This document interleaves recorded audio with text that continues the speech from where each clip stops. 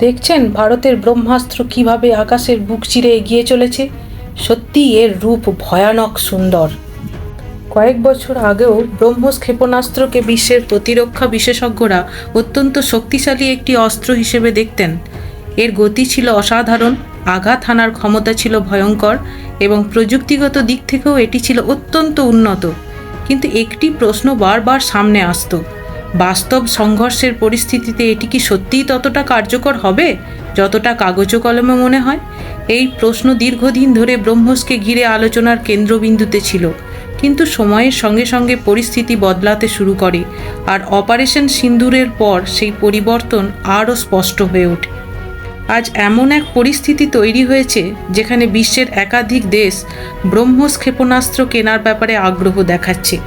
দক্ষিণ পূর্ব এশিয়া থেকে মধ্যপ্রাচ্য, আফ্রিকা থেকে দক্ষিণ আমেরিকা, বিভিন্ন অঞ্চলের দেশ এখন এই ক্ষেপণাস্ত্রকে গুরুত্ব দিয়ে দেখছে।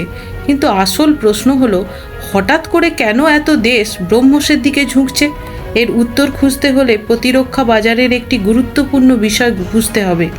কোনো অস্ত্রের ক্ষেত্রে শুধু তার প্রযুক্তিগত বৈশিষ্ট্যই সব কিছু নয়। গতি, পাল্লা বা ধ্বংস ক্ষমতা গুরুত্বপূর্ণ হলেও সবচেয়ে বড় বিষয় হলো বিশ্বাসযোগ্যতা। কোনো দেশ কোটি কোটি ডলার খরচ করে এমন কোনো অস্ত্র কিনতে চায় না যার কার্যকারিতা বাস্তবে প্রমাণিত নয়। তারা শুধু প্রতিশ্রুতি নয়, বাস্তব ফলাফল দেখতে চায়।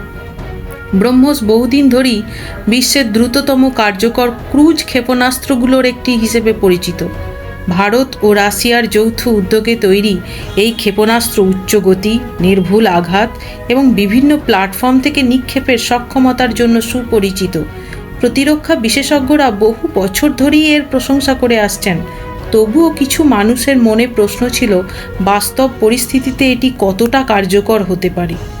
এরপর পরিস্থিতি বদলাতে শুরু করে। যখন ফিলিপাইন্স ব্রহ্মোস কেনার সিদ্ধান্ত নেয়, তখন আন্তর্জাতিক মহলের দৃষ্টি এই ক্ষেপণাস্ত্রের দিকেই ঘুরে যায়। এটি শুধু একটি অস্ত্র কেনাবেচার চুক্তি ছিল না, এটি ছিল একটি বার্তা যে ব্রহ্মোস এখন আন্তর্জাতিক প্রতিরক্ষা বাজারে নিজের জায়গা তৈরি করেছে। আর সেই মুহূর্ত থেকেই অন্যান্য দেশও নতুন করে বিষয়টিকে গুরুত্ব দিতে শুরু করে। এরপর ভিয়েতনামের নাম সামনে আসে। বিভিন্ন প্রতিবেদনে বলা হয় যে আলোচনা অনেক দূর এগিয়েছে এবং চুক্তি সম্পন্ন হওয়ার সম্ভাবনা প্রবল। একই সময়ে ইন্দোনেশিয়াও ব্রহ্মোস কেনার ব্যাপারে আগ্রহ বাড়াতে থাকে। এই সম্ভাব্য চুক্তিগুলোর আর্থিক মূল্য অবশ্যই বড় বিষয়, কিন্তু তার চেয়েও বড় বিষয় হলো আন্তর্জাতিক আস্থা। বিভিন্ন দেশ যখন একই প্রযুক্তির প্রতি আগ্রহ দেখায়, তখন সেটি তার গ্রহণযোগ্যতারই প্রমাণ দেয়।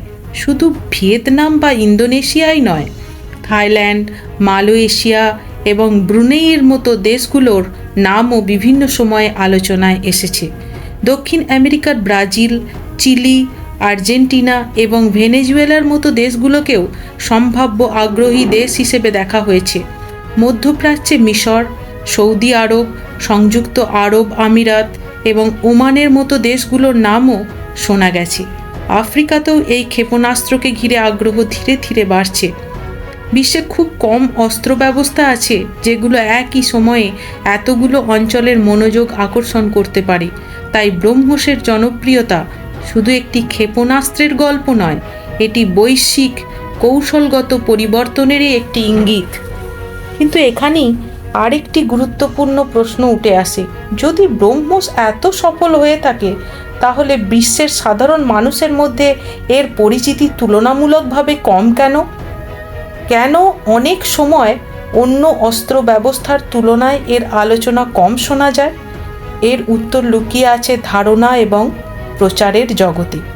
আধুনিক যুগে শুধু যুদ্ধক্ষেত্রে সাফল্য অর্জন করলেই হয় না, তথ্যের ক্ষেত্রেও প্রতিযোগিতা চলে। সংবাদ মাধ্যম, আন্তর্জাতিক আলোচনা এবং জনমত অনেক সময় বাস্তবতার চেয়েও বেশি প্রভাব ফেলতে পারে। কোনো প্রযুক্তি অত্যন্ত সফল হওয়া সত্ত্বেও যদি তার সঠিক প্রচার না হয়, তাহলে তার প্রকৃত গুরুত্ব অনেকের কাছেই পৌঁছায় না। অন্যদিকে কিছু অস্ত্র ব্যবস্থা নিয়মিত প্রচারের কারণে আন্তর্জাতিক আলোচনায় জায়গা করে নেয়। ফলে মানুষের ধারণা অনেক সময় বাস্তব তথ্যের চেয়ে প্রচারের ওপর বেশি নির্ভর করে। প্রতিরক্ষা জগতে তাই শুধু প্রযুক্তিগত সাফল্য যথেষ্ট নয়, সেই সাফল্যের গল্পও বিশ্বকে জানাতে হয়। অপারেশন সিন্দুরের পর ব্রহ্মসকে ঘিরে আন্তর্জাতিক আগ্রহের যে বৃদ্ধি দেখা গেছে তা এই ক্ষেপণাস্ত্রের ভাবমূর্তিকে আরও শক্তিশালী করেছে। এখন অনেক দেশ এটিকে শুধু একটি অস্ত্র নয়, বরং একটি নির্ভরযোগ্য কৌশলগত সক্ষমতা হিসেবে দেখছে। বিশ্বের বিভিন্ন অঞ্চলে নিরাপত্তা পরিস্থিতি জটিল হয়ে উঠছে, ফলে সরকারগুলো এমন প্রযুক্তির খোঁজ করছে যা দ্রুত, নির্ভুল এবং নির্ভরযোগ্য। ব্রহ্মস সেই চাহিদার সঙ্গে ভালোভাবেই মানিয়ে যাচ্ছে। তবে এই গল্পের সবচেয়ে গুরুত্বপূর্ণ অংশ হয়তো ক্ষেপণাস্ত্রটি নিজে নয়। আসল বিষয় হলো বৈশ্বিক প্রতিরক্ষা বাজারের পরিবর্তন। বহু বছর ধরে কয়েকটি দেশের আধিপত্য ছিল এই ক্ষেত্রে, কিন্তু এখন নতুন শক্তিগুলো নিজেদের উপস্থিতি জানান দিচ্ছে। নতুন অংশীদারিত্ব তৈরি হচ্ছে, নতুন বাজার খুলছে, আর দেশগুলোর সামনে আগের চেয়ে অনেক বেশি বিকল্প তৈরি হচ্ছে। আগামী কয়েক বছর অত্যন্ত গুরুত্বপূর্ণ হতে পারে। বর্তমান ধারা যদি বজায় থাকে, তাহলে ব্রহ্মস শুধু একটি সফল ক্ষেপণাস্ত্রই হিসেবেই নয়, ভারতের অন্যতম বড় প্রতিরক্ষা রপ্তানি সাফল্য হিসেবেও পরিচিত হতে পারে। একই সঙ্গে এটি বৈশ্বিক ক্ষমতার ভারসাম্য এবং প্রতিরক্ষা সহযোগিতার পরিবর্তিত চিত্রের প্রতীক হয়ে উঠতে পারে। এখন বিশ্বের নজর সামনে কি ঘটতে চলেছে তার দিকে। আরও কত দেশ এই ক্ষেপণাস্ত্র গ্রহণ করবে, আন্তর্জাতিক বাজারে ব্রহ্মসের অবস্থান কতটা শক্তিশালী হবে, আর এটি কি আগামী দশকের অন্যতম সফল প্রতিরক্ষা রপ্তানি প্রকল্প হয়ে উঠবে? এই প্রশ্নগুলোর উত্তর সময়ই দেবে। তবে একটি বিষয় নিশ্চিত, ব্রহ্মসের গল্প এখনও শেষ হয়নি, বরং মনে হচ্ছে এর সবচেয়ে গুরুত্বপূর্ণ অধ্যায় এখনই শুরু হচ্ছে।